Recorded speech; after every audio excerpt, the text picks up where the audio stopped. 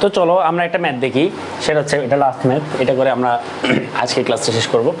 সেটা হচ্ছে কত তাপমাত্রায় সেলসিয়াস এবং ফারেনহাইট স্কেলে একই মান দেখাবে, একই মান পাবো।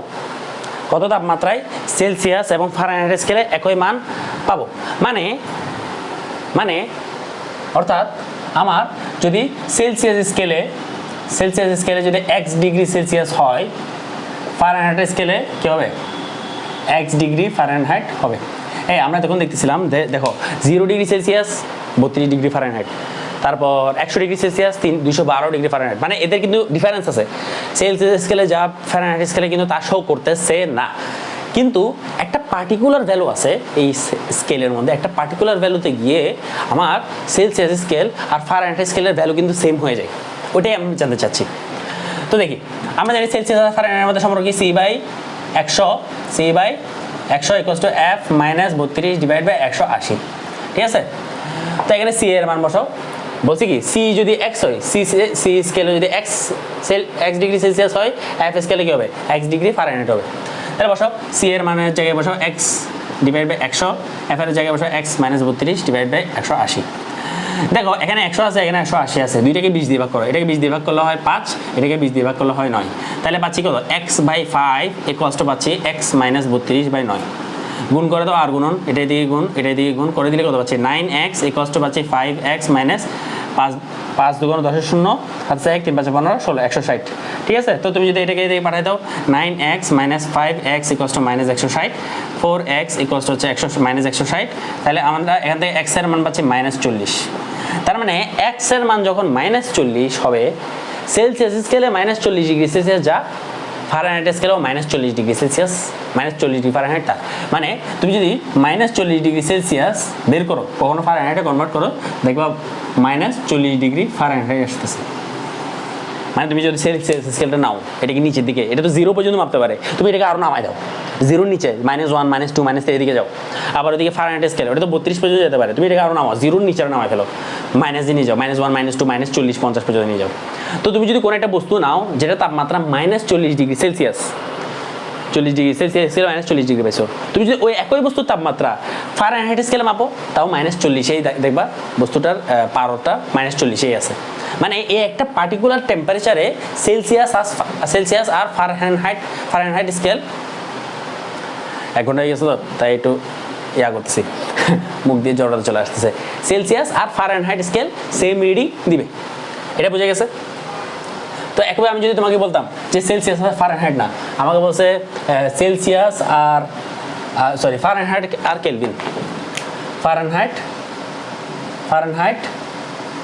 এবং কেলভিন, ফারেনহাইট এবং কেলভিন, ঠিক আছে। ফারেনহাইট আর কেলভিন কত তাপমাত্রায় ফারেনহাইট আর কেলভিন একই স্কেলে একই তাপমাত্রা একই মান পাবো। তার মানে আমার যদি ফারেনহাইট হয় x ডিগ্রি ফারেনহাইট, আমার কেলভিন স্কেল হবে x কেলভিন, মানে দুইটার মান কি হবে, সেম শো করবে। তো ফারেনহাইট আর কেলভিনের মধ্যে সম্পর্ক কি, F minus 32 divide by 180 equals to K minus 273.15 divided by 100। তাহলে এখানে F এর জায়গায়ও x, K এর জায়গায়ও x বসাই দাও, -32 divide by 180 equals to x minus 273.15 divide by 100। তাহলে এখান থেকে x এর মান কত আসবে, তো এখান থেকে x এর মান ক্যালকুলেট করতে পারবো না, এটা দিয়ে গুণ করবা, এটা দিয়ে ক্যালকুলেশন করবা। তো এখান থেকে x এর মান পাবো কত, ক্যালকুলেশন করে দেখো তো, আমি একটু ক্যালকুলেশনটা করে দেখি। এখান থেকে x এর মান পাওয়া যায় কত, 500 সামথিং, 554 সামথিং পাওয়া যায়।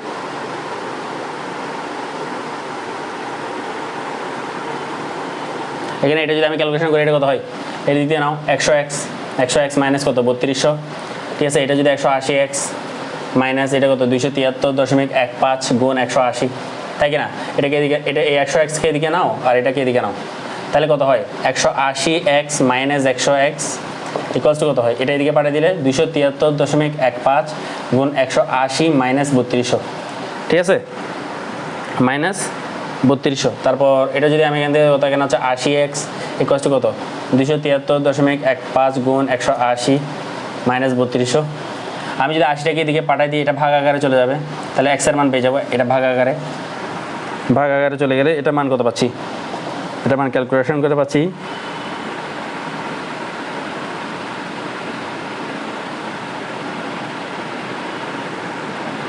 এটার মান পাচ্ছি হচ্ছে 574.59 ডিগ্রি, 574.59।